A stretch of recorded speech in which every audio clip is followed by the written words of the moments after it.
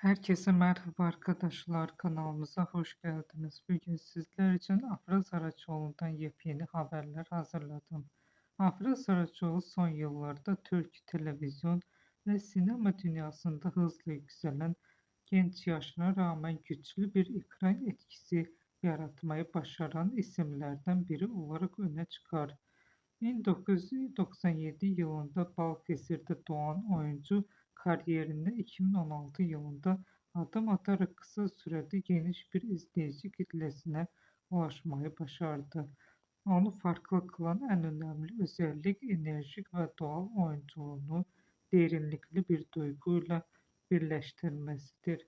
Afra Saraçoğlu'nun performanslarında yapaylık hissedilmez, sahneleri zorlamaz, aksine akışına bırakır ve bu da izleyici güçlü bir bağ kurmasını sağlar. Özellikle Fazilet Hanım ve Kızları ve Yalı Çapkını gibi projelerdeki rolleri onun geniş kitleler tarafından tanınmasını sağladı. Oyunculuğun temelinde canlılık ve içtenlik vardır. Hem romantik hem de dramatik sahnelerde dengeli bir performans sergileyebilmesi onun çok yönlü bir oyuncu olduğunu gösterir. Küçük mimiklerle büyük duygular aktarabilmesi izleyicinin karakterle empati kurmasını kolaylaştırır. Afra Saraçoğlu sadece oyunculuğuyla değil, aynı zamanda ekran enerjisi ve duruşuyla da dikkat çeker.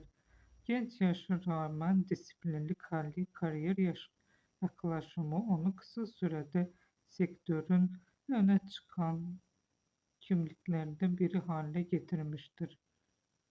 Onu izlemek çoğu zaman sadece bir karakteri takip etmek değil, karakterin duygusal yolculuğunu hissetmek gibi bir deneyim sunar. Bugünlük benden bu kadar arkadaşlar. Yeniden görüşmek üzere. Hoşça kalın. Bizi izlemeyi unutmayın.